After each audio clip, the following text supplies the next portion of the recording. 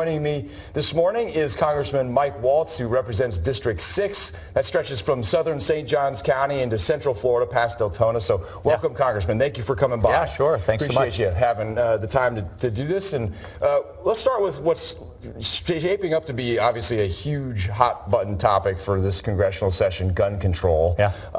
President Trump says he is open to a deal with Democrats that doesn't involve the seizure of weapons. What do you believe should happen? How can we work this out? Well, I can tell you, starting out what the answer is not, and that is taking guns from law-abiding citizens that have done nothing wrong. And actually, a congressman for Jacksonville, Representative John Rutherford, has really led that effort in the last session to begin fixing some of the background check issues. And we got a bill passed called Fix NICS. NICS is the background check system to get all the federal agencies. Essentially what it did was feeding into the database that the FBI uses, but also incentivizing the states to feed into that database as well. And then there's other portions that we haven't even connected to at all in terms of the data that's going in. So there's a number of things that I think are underway, and we need to do that better. But philosophically, how do we keep guns out of the hands of those that have mental issues and are going to do bad things with it, but not penalize everyone? The other piece is, Florida passed red flag law that seems to be working fairly well. It has had a number of seizures, but it has a due process element. And that's the key thing, that you can't have anyone just kind of willy-nilly slinging out accusations out there, and then again, people's Second Amendment rights are being violated. So as long as that due process piece is in there, I would fully support it. What about gun shows? There's been some talk about the loopholes with gun shows and the background checks that are involved there. Yeah, so I mean, look, where it makes sense, and obviously, again, there's a due process piece, then if we can close those loopholes, let's close them. But we have to be careful. What I don't like are blanket bans. Yeah. And then the other piece, if I could just say so, is, guns are the symptom. There is a deeper illness, particularly with these mass shootings. Guns have been in our society our entire history, since the founding of the country. These shootings are new. These shootings are this generation. So what has gone wrong with kids? Most of them are single young men. Many of them come from broken homes and lacking purpose when we look at who they were after these things happen. One of the things that I'm introducing is getting us back to national service. That's not necessarily a draft. You can serve your community, you can serve your country, you can be in national parks, inner city tutoring, Peace Corps, but how do we get young people off the couch, off their phones, off their video games, and out in their community again, learning leadership, followership, and teamwork like we did have in past generations, where every young male, whether you are from downtown inner city Detroit or a farm boy from West Georgia or from Brooklyn, you all came together, all elements of American society. You learned those critical skills, and then you went back into society. So I think I'm very focused on what has gone wrong in this generation to where this has become so commonplace. In addition to dealing with the gun issue. National service. National service, that's absolutely right. Again, voluntary, incentivized, but you said a lot boys, of it. But I assume this would be men and women. Men and women. I just right. got back from Israel where they do both, and it is mandatory there, but they have a... That's more of a military thing. That is more of a military, but no, they have a national service volunteer piece as well. But they do make it mandatory. Their population, 8 million, ours 320 million. I'm looking at ways to incentivize, like a national service GI Bill, to where you're getting those education benefits for doing all types of service, elderly care, tutoring, medicine, whatever. When will we expect a bill like that? We're working on it by the end of this year. Okay, fascinating. Yeah. Before we move on past the gun control, let me just get your thoughts on if you've watched any of these Democratic debates the last couple of go-arounds. The big talk, of course, are specific guns. You've talked briefly about not wanting to take away guns from Americans. Sure. Is there any exception to that? In other words, some of these guns that some would argue don't have much of a purpose for everyday use, as whether it's self-defense or whatnot. Well, sure. What's your take on that? Of course, I'm talking about like the AR-14, look, so there's all kinds of terms that are thrown out there. Some of these candidates have said all semi-automatic weapons. Well, a semi-automatic weapon is anytime you pull a trigger, it fires. right? So that is basically all guns. So I don't even think these folks have even defined in their own minds what they want to do, but it's a great soundbite. And at the end of the day, the Second Amendment is not a lesser amendment.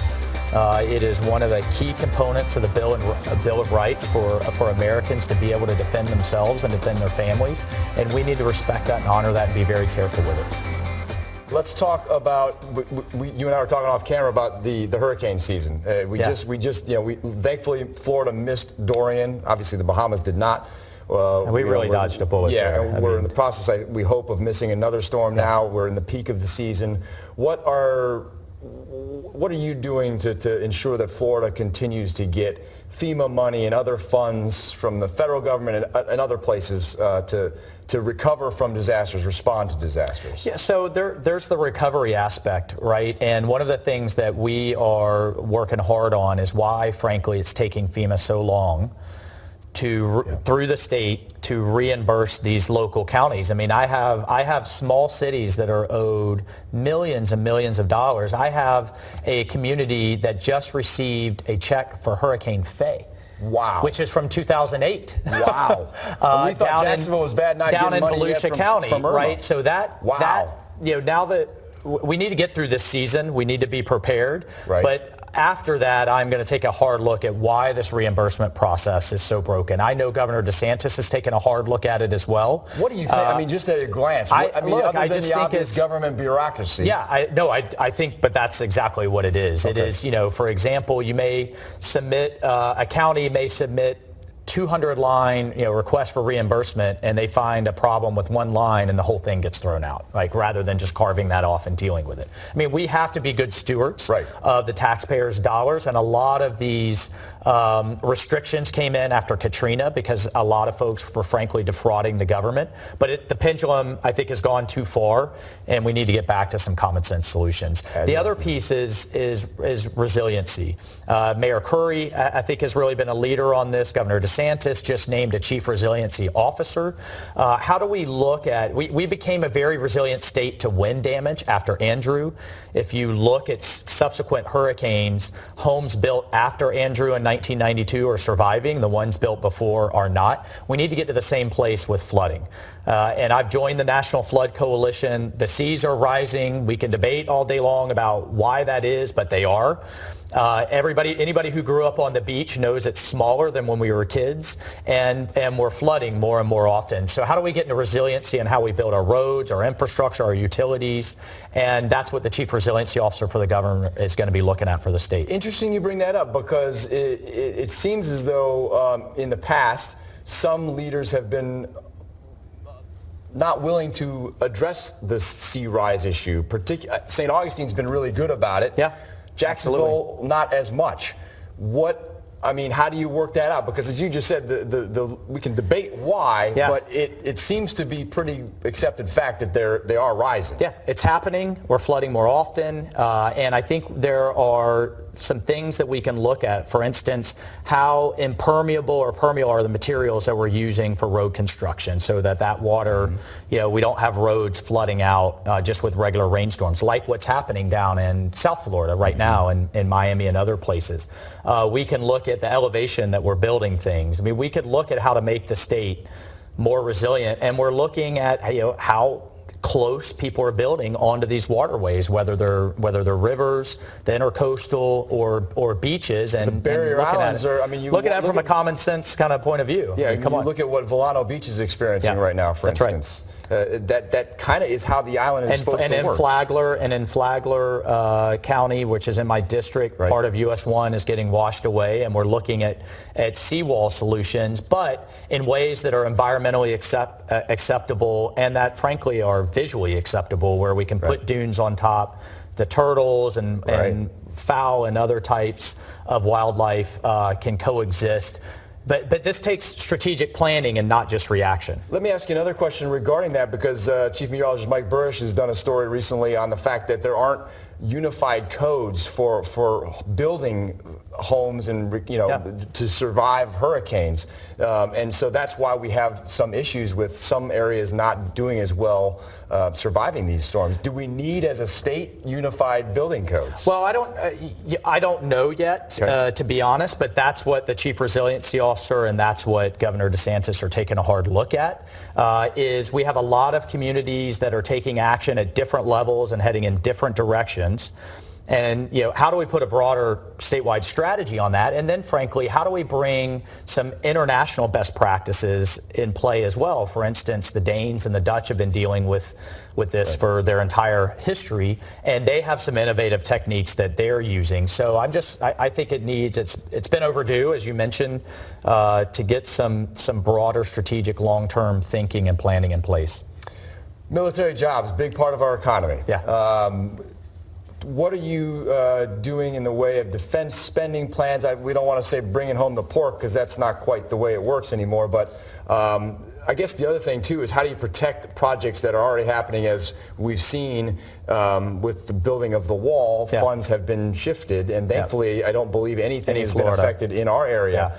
But we don't know how that may go going forward. What are you doing to protect that, starting there, and then maybe work off of that? Well, so I'm on the Armed Services Committee. Right. There's only 2 representatives out of Florida's 27 that are on the Armed Services Committee, so I really do take a statewide approach for looking at Florida, including the Naval. I grew up outside of Naval Air Station Jacksonville, just down the road, and I'm on the Navy subcommittee as well. Look, I don't like these funds being diverted. But then again, Congress after Congress has kicked the can on solving immigration and solving what I do believe is a crisis at our border. It's a humanitarian crisis on why these people are fleeing, and then also the fact that they are being used and abused by smugglers and by others that are taking advantage of children to take advantage of our asylum loopholes. The other piece is border security is national security. A pathway that will move immigrants or that will move drugs will also move weapons and will move terrorists. Hezbollah operatives have been arrested having infiltrated through the United States using tunnels and using smuggling pathways. Bottom line is we have to address it. I don't like defense funds being used, but I don't think the president has a lot of choice at this point. For Florida's sake, it is critical to our national security, our bases across the state, and I've pushed hard for the new Space Command that is going to be part of the new Space Force to be located in Florida, in addition to a lot of the new space assets that are coming, because we are now economically totally dependent on space, and the Russians and Chinese have explicitly said if we ever go to blows, they will attack us in space. This has to be a big focus then of yours. Oh, absolutely. I'm also on the Space Committee, Armed Services and the Space Committee. Think of it, it's a whole new branch of the military, Army, Navy, Air Force, Marines, and now Space Force. And when the Air Force was born in the 1940s. Because I think that's, look, when the president came up with that term, some everybody made their jokes. They made their jokes. What is your take on it? Is this really a thing? I mean, it's easy to mock, but your point is no, it's very serious. It really is a legitimate. It really thing. is legitimate. It's very serious. It's needed. The Air Force was part of the Army until after World War II, and then we broke it off and we dominated air power around the world and kept America and the world safe in the 20th century. We're going to need to do the same in the 21st century. The difference between 1969 when we went to the moon and now is our global modern economy is totally dependent on the space infrastructure. The average person touches something up there 36 times a day and doesn't even realize it. From, like I said, banking to navigation. And our adversaries have noticed that we are not able to defend what we have, and they are pressing their advantage up there. We need a Space Force. John Bolton, National Security Advisor, former National Security Advisor. What's your take on that? There was obviously some disagreement on handling certain situations. Well, look, I don't buy. I've known John for years. Okay. I worked in the Bush White House, so in addition to being a Green Beret out on the ground, I've also seen decision-making, presidential decision-making at that level. And here's the thing. I don't disagree with a lot of his views. Frankly, I think the United States needs to show strength abroad. That's the best way to keep us from war, because our adversaries are emboldened by weakness, perceived weakness, and deterred by strength. That said, the National Security Advisor's job is to present a wide variety of views to the president, a series of options, help him make those decisions, and then help execute his vision. And if they weren't seeing eye to eye, or John's own views were interfering with that objective process, then it was time to make a change. Well, Congressman Waltz, thank you very much. We're out of time. I appreciate you coming by. We hope you'll do it again Will soon. do. Will do.